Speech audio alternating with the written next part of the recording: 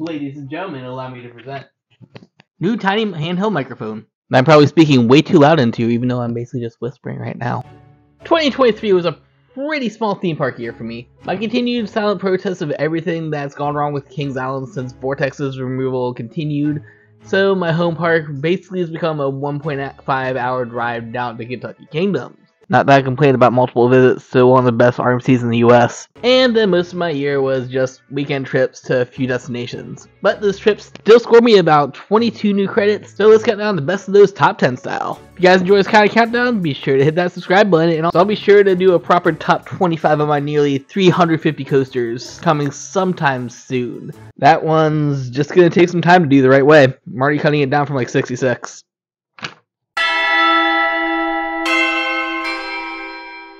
Starting things off, we're going to talk about a mountain coaster, because that's what happens with such a small pool for the year and multiple trips down to Pigeon Forge. This one's at a newish complex called Skyland Ranch, which already gets points for me being so close to my Skyridge branding. The place itself has a chairlift that goes up to the top of the mountain with a little tourist village with stuff like small animals, food, shops, and of course a good mountaintop view of the strip. I was just heading out of town when I stopped in though, so I mainly just came to get the credit. The ride itself was pretty fun though. You got two lifts dividing a pretty long course that has some decent laterals, and the view of this Beelzebub strip was, of course, amazing as you wound by at about 30-ish miles per hour. Probably in the upper half of the mountain coasters I've ridden, but it's far from the best. Moving on to number 9, we almost have a real coaster to talk about. Over the last third of the year, I had to make a couple of trips down to the Atlanta area, mostly for Cardfight Vanguard events, but of course, if I'm doing this as a long weekend, I'm going to be hitting some parks. Now, you may be thinking, Atlanta equals Six Flags, and you're right, but their hours were a bit weird for my availability, so I may have to hold off on that for my next visit until the Six Flags Cedar Fair merger goes through and gives me the Mega Season Pass, because parking was literally about to cost as much as admission to the park, so no thank you. So I went down the road to check out the new hotness at Fun Spot instead, which is why number 9 isn't Air Force One. I mean, you honestly think I'd be putting an RMC this early on the list? Stay tuned to see how high that one ranks.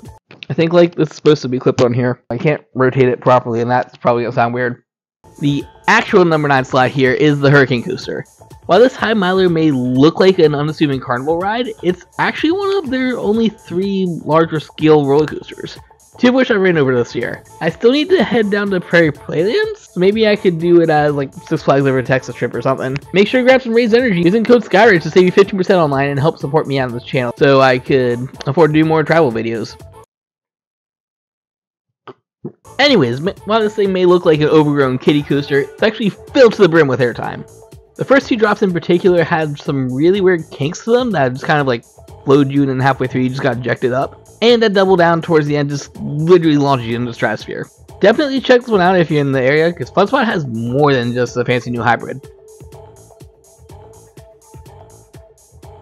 You know what? I was going to put a slightly better Florida version a little higher up, but plans have changed, so Hurricane at the Kissimmee location, number 8.5. It's longer, it's got more lat, including that insane turn off the first drop, and overall just more force events because it's a longer and taller coaster. They're both good. Milo actually knows what they're doing when they decide to make some big hit coasters. Moving from the southeast to the north Midwest, our next stop is in Iowa. One of my biggest trips from the year was a voyage to Lost Island, which everyone needs to go check out right now. Like, look at the stairs of this. Where's my boy? Where's the thing? I put it in the background. All glory to Volcano.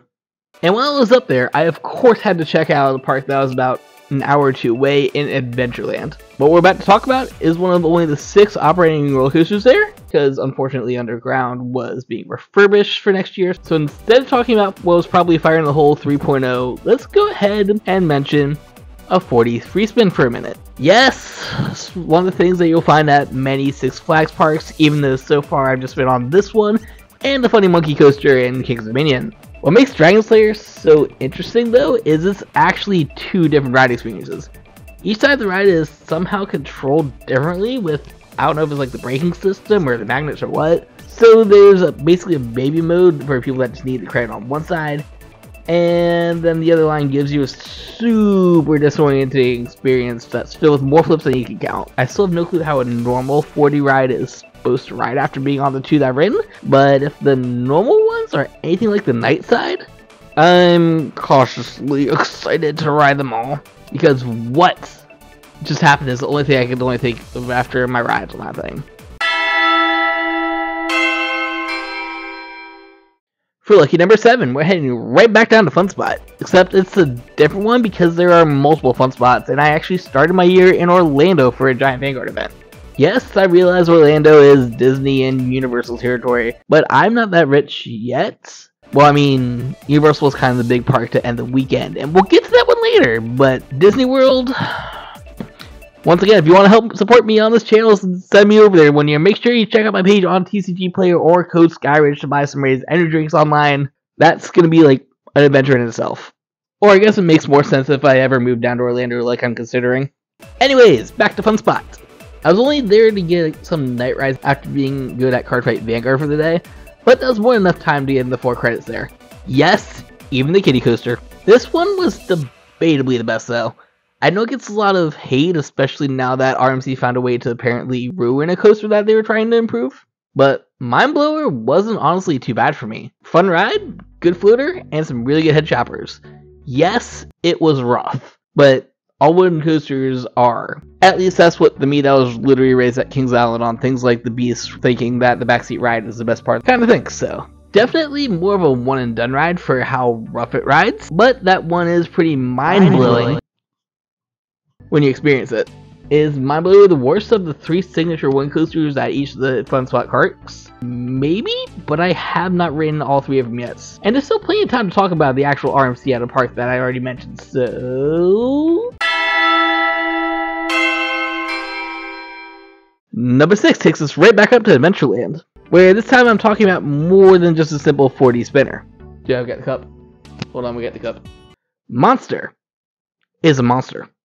This is the second Gerstlauer Infinity Coaster that I've been on since last year's trip to Knott's Berry Farm. Or I guess last year now? Which one was better? Well, judging by what I said in those videos, I never really gave a proper review on that hang time. I just vaguely remember saying something about it being a good enough and fun enough ride that if Kings Island really did want to put something like that in the old Vortex plot, I wouldn't be that sad. So I guess that's a good.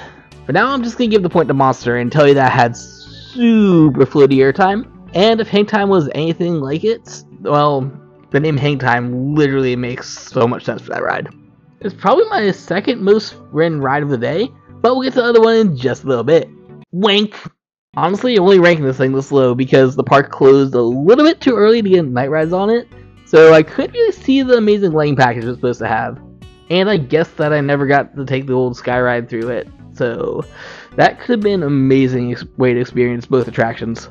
Halfway there, it's time to talk about my top 5, which is exactly why we're heading back to Pigeon Forge for another mountain coaster. No. There's a reason for this, I promise. Meet the Lost Mine Mountain Coaster at Lost Mine.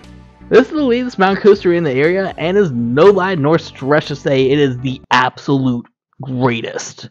It is themed throughout the landing course, a great view of the Pigeon Forge Strip, and a layout that has literally 4.5 coaster segments. This is not your standard downhill weekend ride to sled ride. This is a 9.5 minute long mine train coaster where you control the speed. While it may not have tiny pops of airtime like some other mountain coasters do, it more makes up for it in the positives, especially in that second segment where you just slalom down the course from its highest point. That thing is zooming at that point. Oh yeah, and the theming? Haven't mentioned the theming yet. Not only does this experience start with a line as immersive as something at Lost Island or Disney Park, but the ride itself is just filled with tunnels, statues, fake towns, sound effects, the works. Like I said, this is basically a full-on mine train coaster. It's insane the level of detail that a single roadside attraction could put into this thing, compared to even a full-scale amusement park. This is definitely one to check out. Oh yeah, I just mentioned Lost Island again, didn't I? Well, guess where number 4 is taking us? Lost Island is a little park in the middle of nowhere that everyone needs to go to next season. Seriously. While they don't have much there yet, what they do have has so much love and attention to detail. As in, I almost put their extremely forceless drop tower in here as an honorable mention just for the fact that its entry and queue had a universal tier theming and a pre-show. I legitimately haven't seen this much theming for a single generic flat ride since probably Universal the Dr. Doom one. But we're not here to gush over Lost Island, we're here for the rides. This is somehow the first Intamin that I'm putting on this top 10 list, and is an interesting one at that. Not only does this hydraulic launch coaster still have a hydraulic launch, but the Sneak theme ride wasn't even made for the park. It actually made a trip all the way from Europe to be the star attraction of Lost Island, which means that this is technically the closest thing I've ridden to an international coaster so far.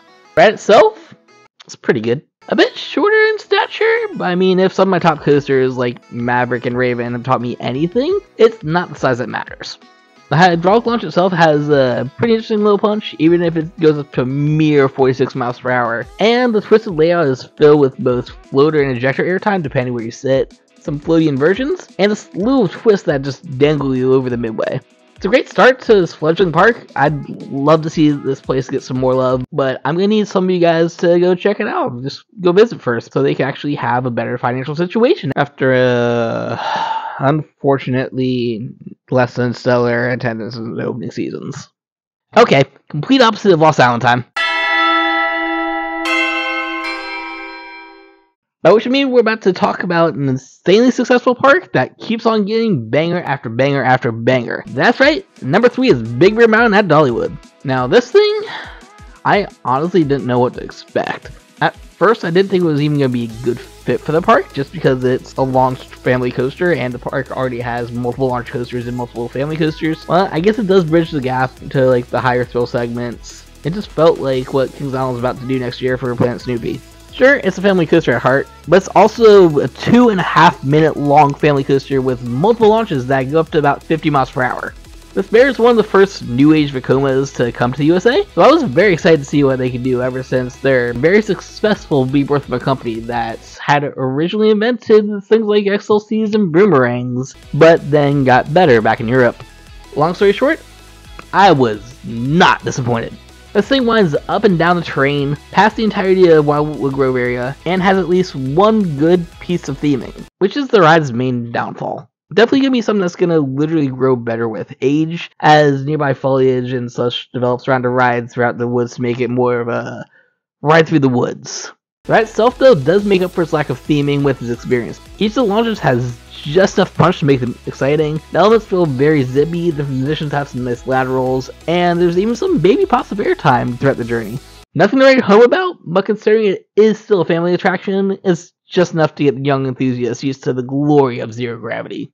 Not to mention the whole time is blasting a catchy tune that will be stuck in your head for the next 5 years, with a pun-spewing navigator that keeps piping in, and the bear. If you can find the bear. Have you seen the bear? I haven't seen the bear yet. Fantastic ride, and almost just as much fun to watch as it literally just darts around the area and over the pathways. Very aesthetic coaster, and probably the best new for 2023 coaster that I rode this year. Oh, I just spoiled it, didn't I? So, I've hinted at it a few times already, but one of the fun spots I've been to this year has a brand spanking new Rocky Mountain construction masterpiece called Air Force One.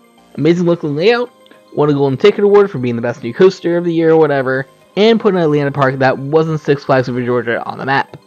Shame it was closed down both the times I visited this year. First time, I'm pretty sure it was just a maintenance issue. I got there pretty much at park open, and there was a sign in the area that with employees just walking around in the lockout area. So I waited patiently for a few hours before eventually giving up because I still had to make a good 8+ hour drive to get back home that day. And I knew I'd be coming back in a couple months for another event, so I was like, you know what, we'll just do it then. Then that second visit was during the night after that tournament. Or at least it was supposed to be. Turns out that about 2 hours before the website's calendar said the park was supposed to be closed, the place was a ghost town. I almost completely even just missed the park entrance because it was so dark out with all the lights off. I guess it was an attendance thing, just if people weren't there, they closed the park early or something. Literally like 2+ hours before they were supposed to close, that's all I'm saying. So in short, I'm 0 for 2 on what's probably one of the best RMCs in the United States, and I'm giving his number 2 spot to a non-coaster attraction, because Volcano at Lost Island deserves it. So you know I've said that this little park in Iowa has theming on par with a mega theme park like Disney Universal? Imagine if they used that on a dark ride. The line has multiple themed rooms, a pre-show movie, and a super intricate animatronic. Then the ride itself. It's got screen projections, practical effects, full structures, smoke, and maybe smell, I forgot there was a smell thing, and more animatronics, all while being a trackless dark ride system that tracks its 4 blasters better than some others of its kind. All this at a park that literally just opened 1.5 years ago, and has barely seen any attendance. Seriously, I cannot stress it enough. Go give this place some extra love next season. A weekend trip to that and Adventureland is more than worth it. And speaking of Adventureland, I just realized that when I snuck Volcano in, I accidentally deleted the actual number 2 coaster pick, which was back at Adventureland. So, number 2.2? Comment down below which actually belongs to be on this list, and how its mistake is somehow the fault of Very Force 1 being closed. Anyways, Outlaw? Maybe my new favorite wooden coaster. You know Great Coaster International, GCI? The company that makes awesome wooden twister coasters like Mystic Timbers and Thunderhead?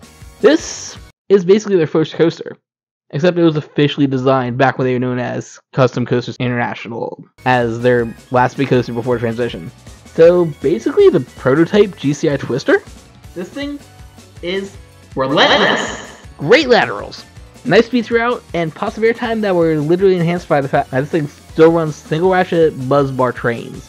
And they will continue to do so if they know what's good for them, because these are the same kind of trains that make Phoenix the greatest airtime coaster of the world. It's not too terribly rough either, a little bit, but not bad enough that I couldn't ride this thing a good 10 times in a row, which I did, because I was absolutely in love with this ride, and it being in a secluded section of the park made its lines were very marathonable. In short, this thing is a GCI with buzz bars, and I want one. Get it? Because we're at the end of the list, so all that's left is number. So this one has been a long time coming. I'm sure most of you enthusiasts have ridden this thing years ago, but I don't really live in Orlando yet, so my Universal, Disney, Busch Gardens trips are few and far between. If I'm lucky enough, I might go back to Tampa at the beginning of the year to check out Iron Gwazi, but until then, let's discuss the other best coaster in the state, because I rode Velocicoaster. Yeah, this thing is insane. Now, I've ridden a New Age Intamin multi-launch before, but that one was Pantheon, which is a pretty fun ride, but notoriously lacks theming, thus leading to a much lower overall experience. This is Pantheon if it was twice as long, didn't have a swing launch, had literal universal level theming, interact with pathways and other parts of the environment, and so much more. Where do I even get started on this thing? Even the line itself is amazingly themed, from the multiple pre-show areas to the amazing Raptor launch projections and animatronics, or even the fact that, like, if you have a long line, that outside section is face-to-face with some of the biggest and most impressive parts of the ride. And then once the actual ride begins, you have a themed launch sequence into part 1, which has like all sorts of floating elements around a themed terrain environment, and that's just the warm-up. Once you're out of the Raptor pen, a second extremely punchy launch brings you up to your top speed as you fly over Top Head and into a bunch of RMC-inspired elements, over Lagoon, over the pathways, before getting ultimately launched into that final inversion. And I mean launched. The hang time on the Lagoon roll is ridiculous. 25 out of 10 experience from start to stop, and it's even better at night when you get those headlights on the trains that are just illuminating the way in this otherwise pitch black layout. Honestly, the only reason I got about 4 laps on it I wanted to make the most of the fact that I got a multi-park ticket. And of course, this was one of the most popular attractions at a major theme park that had a long line, so can't wait to get back there and ride it again. Hopefully, once Epic Universe opens up, I'll do another trip down there. Well, this is what I get for doing a video with a new microphone. Gotta charge it up a little bit more. So we're doing it old school for the outro. Yeah, like I was saying, I do need to go back to Universal at some point because Hagrid's was down last time I visited. The Chris Pratt Velocicoaster, though, easily can be in my top 10 of all time, which is a video I'm currently working on. Top 25 of 350-ish coasters I've ridden, as of the end of 2023 to be precise. So if you want to check that out whenever it's finished, make sure you're subscribed. What do y'all think? Have you been on any of these coasters? How bad should I feel about Air Force? Have you visited Lost Island yet? Because you should. Should I do more videos in this style where I just kind of hang out and talk about roller coasters and attractions to get more theme park videos in besides just vlogs? Comment all these things and more down below. And until next year, always embrace the infinite.